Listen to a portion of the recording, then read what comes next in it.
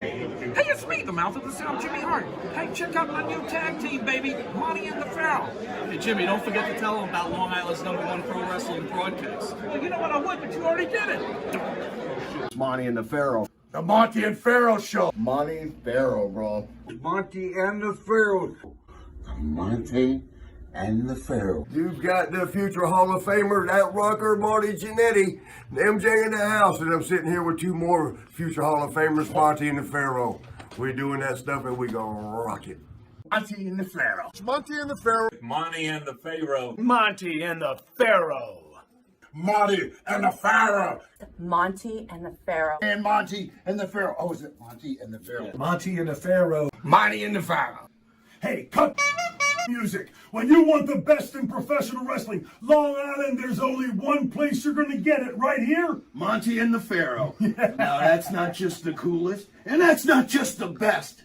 That, my friends, is just incredible. Monty and the Pharaoh. Duh. Hey! Nikita Koloff, the Russian Nightmare! And you're watching the #1 show on Long Island with Monty and the Pharaoh. Here's the thing. He's telling a pedophile to stop doing what he's doing, and even though he fired him for that, he brought him back. That in itself is very suspicious.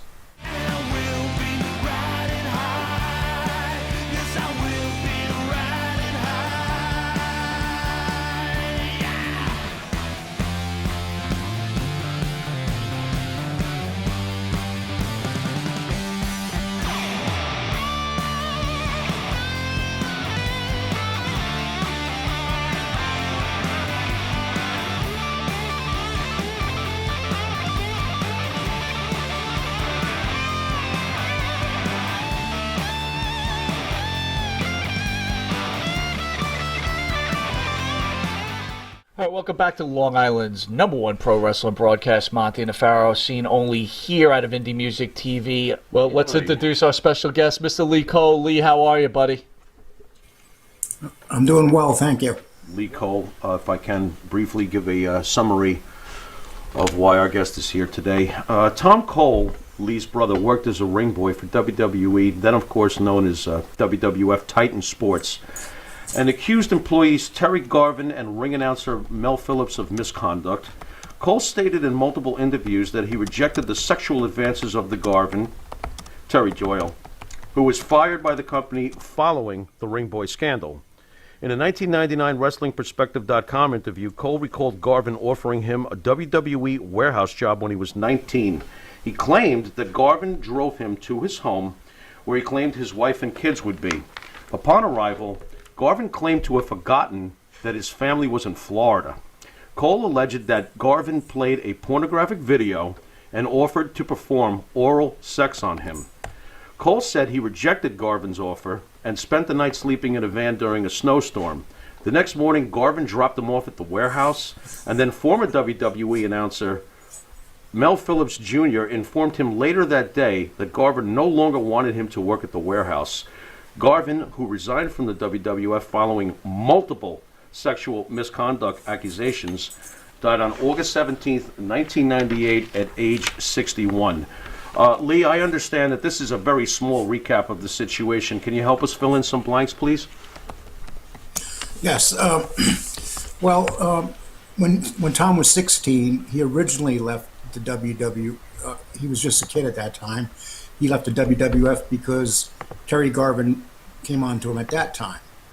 And then he was offered a job back by Mel Phillips. And, you know, one thing that we have to remember, when these kids started going around the WWF, they were 13, they were 14, they were 15. These were young kids. And what they did, it was like pretty much they groomed them, and they kept the ones that they thought were good-looking kids. They would just go through a herd of kids and pick and choose the ones that they want. And it was like they worked them up the ladder. It started off with Mel, then it went to Terry. And along the way, they were sexually harassed a lot of times by Pat Patterson. How did it all come about that he was able to even work there? He was in White Plains, New York, he went to a show in the White Plains area where, at that time, Arnold Skolin, it was his show. And Mel, he bumped into Mel there. And Mel was with some other kids, and then Mel started getting friendly and talking to him. And this is how he would do it. And then Tom told him he lived in Yonkers. And the next thing you know, like I think I gave you a picture of when Tom was 14 years old and he's wearing the WW with a Hulk Hogan cap and stuff. But that's when they started grooming him. And Tom at that time was very excited because he's a young kid. You know, they were using him to set up the ring crew. But that's what they did, though. They used wrestling to lure these kids in. And at that time, my mother was an alcoholic, and my father was working all the time, and he was never around. And that's what they preyed off. Now, if you look at this picture here, you see how young he is. I mean, this is what they, and so, it's like Vince McMahon would say that he never knew this was going on. Everybody knows that Vince McMahon has eyes everywhere in his buildings. And this was from WrestleMania, this picture right here.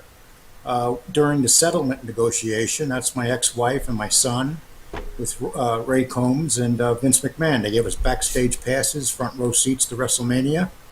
That was from Linda McMahon. And they were treating us really good at that time. But once they seen that they couldn't get me on their side, they decided that they were going to do everything they could to get me out of the way. Who did most of the, I hope I say this the right way, who did most of the recruiting itself with these young kids? Was it Mel? Yes. It was Mel Phillips Mel was, I guess, the hunter. He was the hunter. He would go out and look for these kids. Okay. And I'll give you an example. Like Tom hung with a certain group of kids in Yonkers, and these kids were street kids, pretty rugged, tough kids, but all from broken families. And so what he would do, it was a lot like the Epstein thing, where he would take one girl and send that girl out to bring her friends back.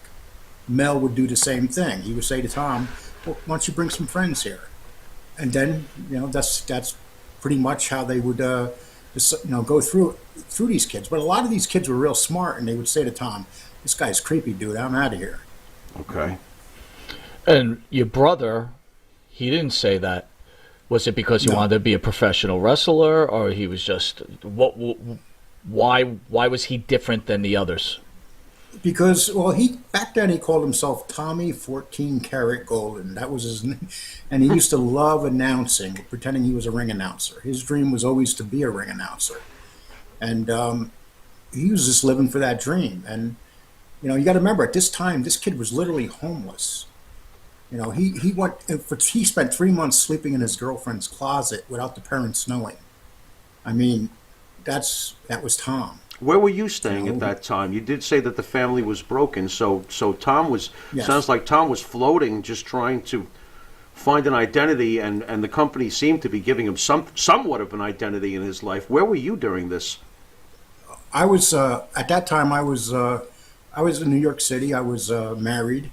Okay. And Tom used to come always, he used to show up at my doorstep all the time. Okay. But I never knew what was going on with the wrestling. He never shared with you what was happening? Not in the beginning, no. Okay. He shared with me finally in 1992. At that time, I got divorced and I was living up in Utica to be close to my son. So he showed up, and that's what Tom used to always do. And he would stay a couple months with me. And so, I could see, I kept saying to him, why do you go to ECW shows in Philadelphia, but you don't do anything with the WWF anymore? And then he finally sat down and told me. Mm-hmm. And he showed me Phil Munchnick's article. So I called Phil Munchnick. And then that's when I started understanding everything that was going on. And then I started doing a lot of investigating, calling, I found a lot of kids. And just a lot of things, and it was like, wow, I couldn't believe that this company was actually doing this. And then at that point is when the threat of a lawsuit, a lawyer was brought on, and there was a lot of mistakes made because Well, Lee, I want to set the table first, okay? So you had 6 major players involved in this scandal: your brother, Terry Garvin, Mel Phillips, Pat Patterson, Vince McMahon, and his wife, Linda McMahon. Yes. Tell us about each from your perspective and your brother's perspective, how you guys felt about those people individually. Well, as for Mel Phillips, I felt like he was just a sleazy guy. He had no right to be around that business at all. Terry Garvin, pretty much the same way, because he was brought into that business by his friend Pat Patterson. And then Pat Patterson, I didn't really know what to think of Pat Patterson.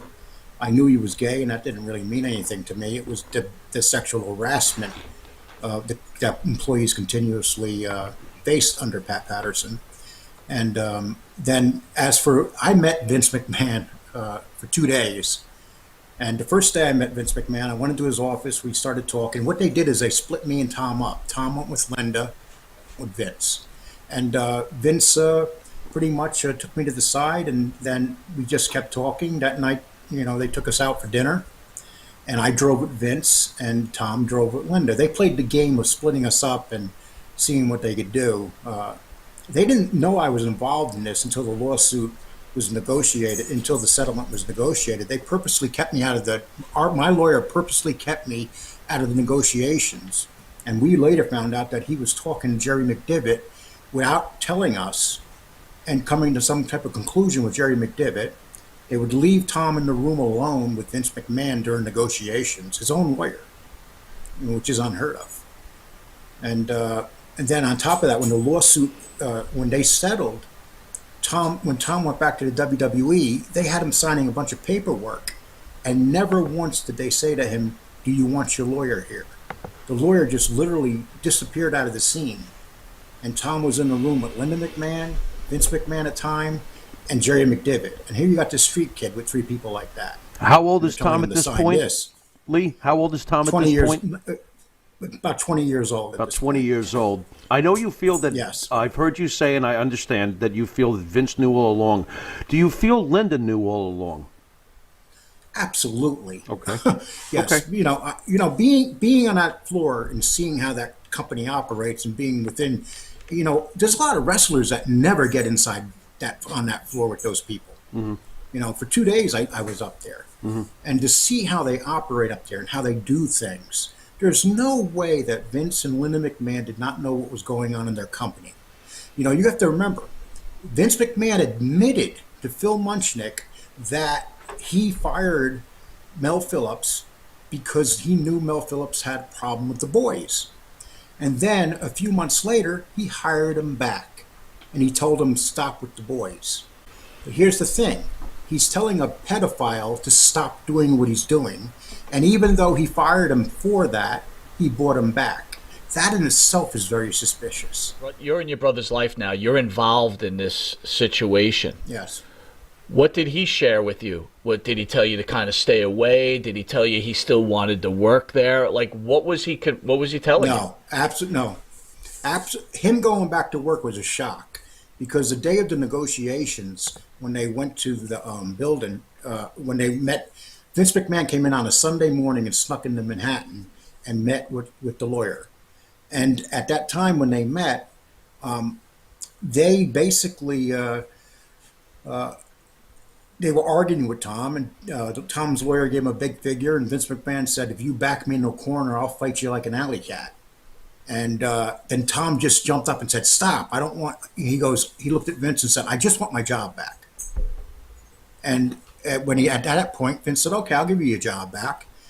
And he says, "I'll give you," so they decided to give him a couple of years back pay, and for the time that he lost with the company, and they brought him back.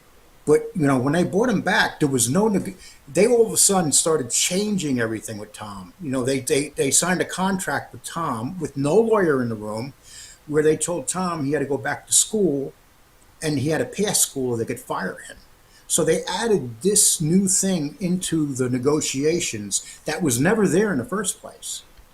They just did it on their own. What sort of job was he given when he returned? He clearly wasn't a ring boy anymore. No, well, he worked on the rings. He still was working on the rings. Okay. Well, ring crew. Okay. Ring crew. All right. But the thing is wrestlers can be pretty brutal. The mocking and all that stuff. And So Tom said, Tom went to Linda and told Linda, look, I'm really getting a lot of harassment from the fans and stuff. They were calling him all sorts of names.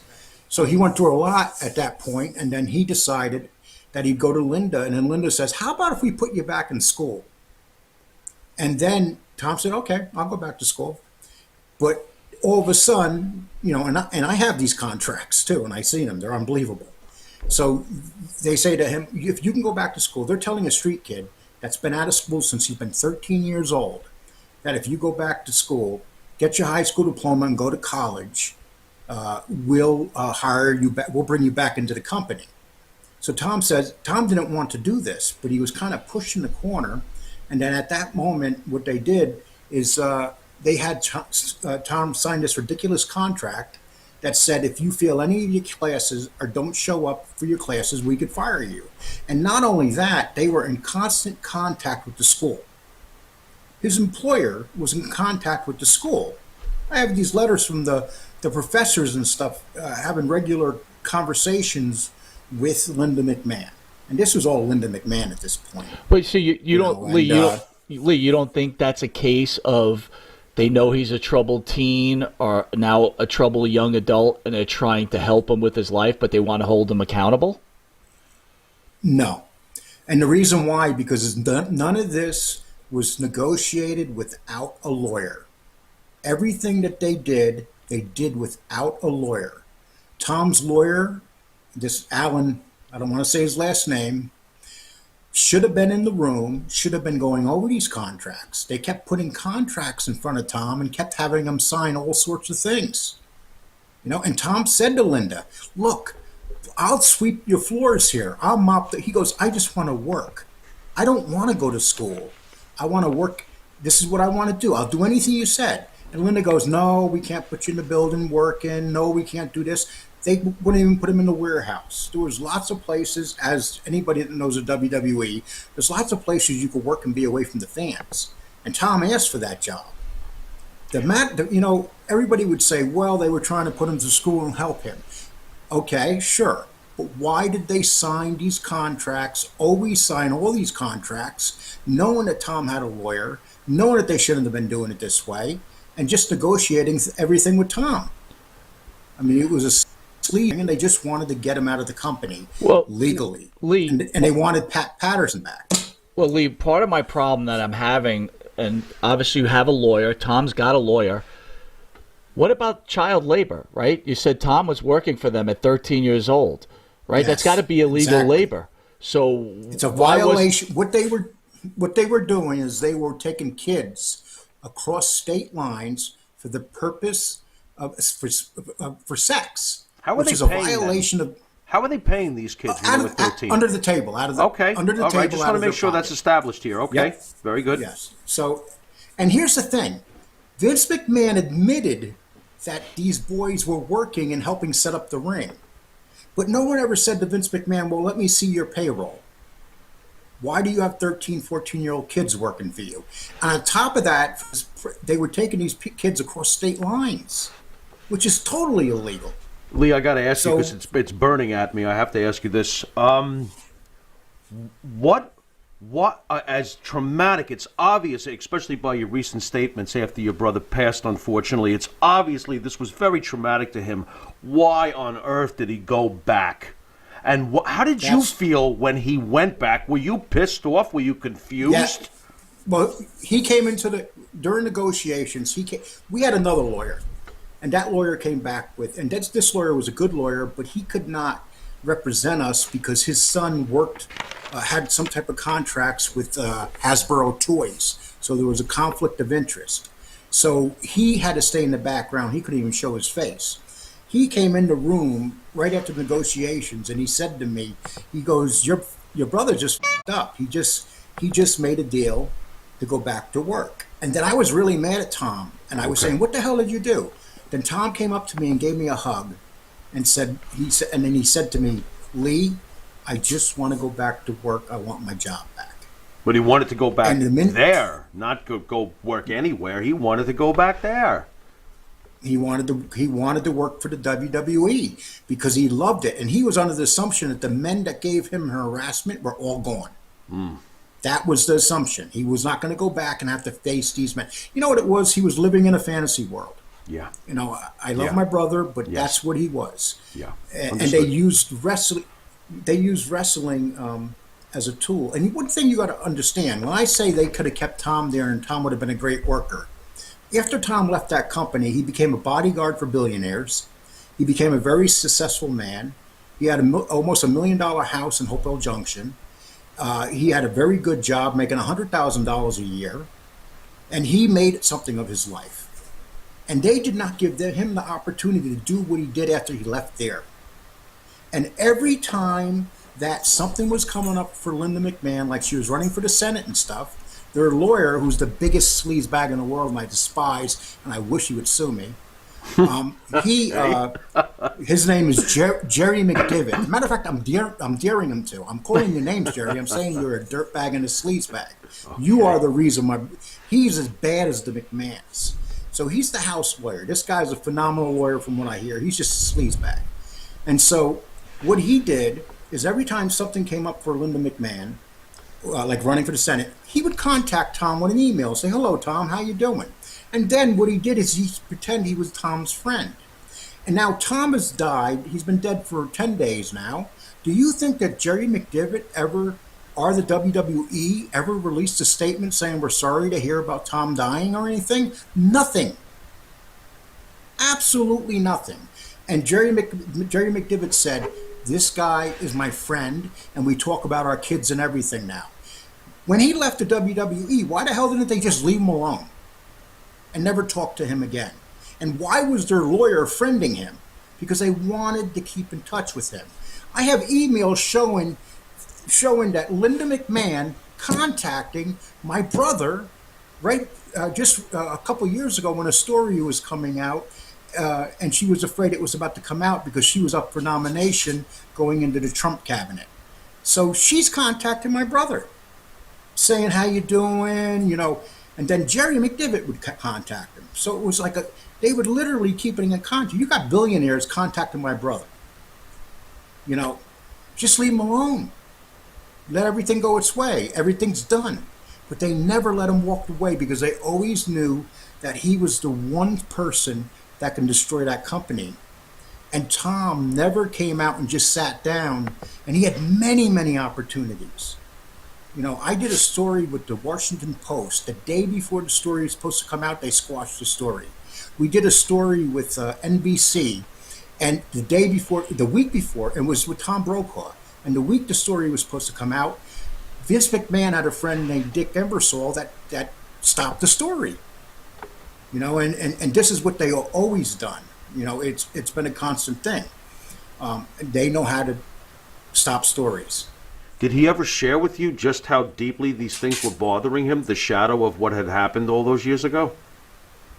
Well, he called me a couple. He called me in, I would say, October, and he was crying on the phone. And he told me, he said to me, a lot more happened to me than I ever said, and I never said what happened to me because it's part of being a man. Tom was a very macho guy. He was a weightlifter. He was a black belt in jiu-jitsu. He was a martial artist, and he always he never wanted to go out there because he worked for very, very rich men.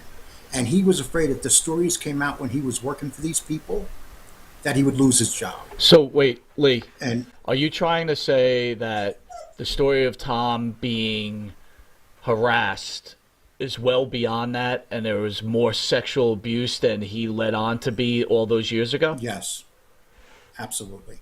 As an outsider, I've heard this story for a very, very long time, and to be honest with you, in a lot of cases, I thought it was suspect, right? It just didn't make sense to me. The stories you heard, again, I've never been involved in such a situation like that, so I can't speak for anybody, but I'm just talking as an outsider. But now, before the commercial break, you mentioned the story's much deeper than originally told. What happened to your brother?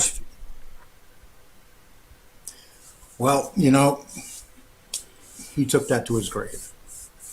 You know, He didn't share. He didn't share with you. He did not share with you. No, he was just Interesting. crying. He was just crying so bad when he was telling me. he was just a very proud man. He had three beautiful daughters, and that was his life. He just, I think it was more of embarrassment. A lot of sexual abuse victims are ashamed and embarrassed because of what happened to them, Sure. and they don't want to say. And you got to remember, Tom was, he perceived himself as a certain type of individual. This was a man who was a bodyguard. So that'd be like Mr. T coming out and saying, "Oh, this happened to me and this happened to me." It just doesn't fit the job description. I know it. I know it. And I know it's very new right now. I know that the emotions are still very raw. But were you angry at your brother doing this? He obviously had a beautiful family, as you've spoke of. Did you feel he was being selfish? Did you go through any sorts of anger issues? Are you still working that out? I was upset with him until I found out about the brain tumor, Okay. because the brain tumor was in the lobe of his brain, and it was that's the area that makes you. It's part of your mood swings and everything. And then when you put all the depression from the other stuff on top of that, between the health illnesses and this the sexual abuse that he had to endure. Once I heard that, even the girls, from what I understand, were when they heard that, they understood better.